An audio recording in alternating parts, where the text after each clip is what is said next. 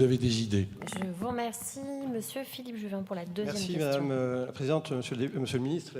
Je veux dire que la tentative d'avoir une analyse sereine des choses n'exclut pas la rigueur qui est parfois nécessaire dans l'application des peines. Alors, j'ai deux questions sur la liberté, sous deux aspects très différents. D'abord, le droit d'être jugé. Dans certains ressorts, 20% des extractions judiciaires sont impossibles parce que la pénitentiaire n'y arrive pas. Et donc, évidemment, ça a créé des dysfonctionnements majeurs dans la chaîne judiciaire, les audiences qui sont annulées. Ça crée des problèmes de liberté, on n'est pas jugé, ce qui n'est pas satisfaisant. Est-ce que vous êtes prêt à revoir, pour améliorer les extractions, soit des moyens supplémentaires pour la pénitentiaire, soit remettre la police et la gendarmerie dans la boucle? Ça, c'est la première question. La deuxième question, elle est sur, vous en avez parlé, la préventive. Tant qu'on n'est pas condamné définitivement, on est innocent. Enfin, on est présumé innocent.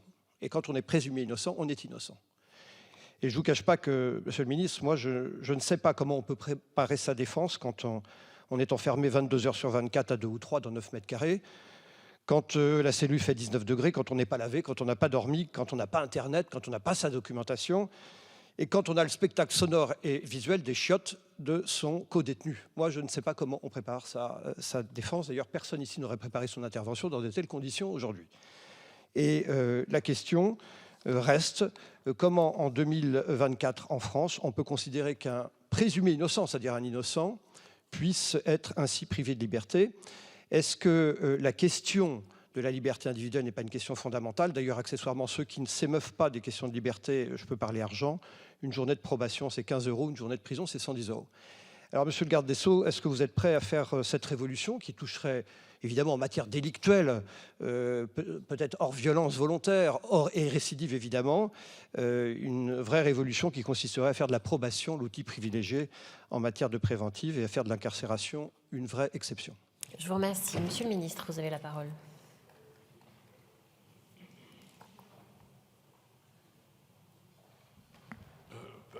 Pardon, je ne veux pas être répétitif, mais je veux redire à quel point ce n'est pas le discours habituellement tenu par votre famille, qui me demande, politique, qui me demande toujours plus de répression et toujours plus de prison. D'ailleurs, il y a un amendement, 3000 places supplémentaires, qui vient d'une initiative de votre famille. Bon.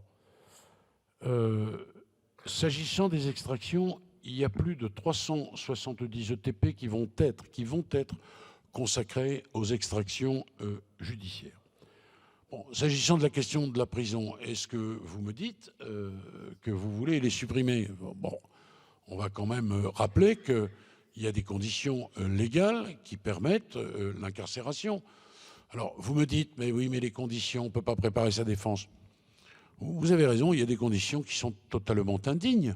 D'ailleurs, nous avons suivi, Caroline Abadie et moi, l'initiative du président de la commission des lois du Sénat qui a porté cette loi sur les conditions indignes.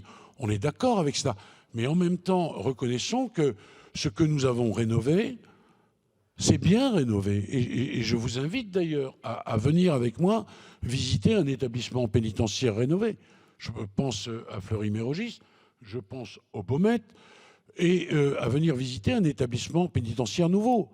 Il y a douche individuelle par cellule. Enfin, pardon de dire, moi j'ai connu l'époque où c'était une douche semaine et une douche collective. Et c'était d'ailleurs un des lieux les plus dangereux pour le personnel pénitentiaire.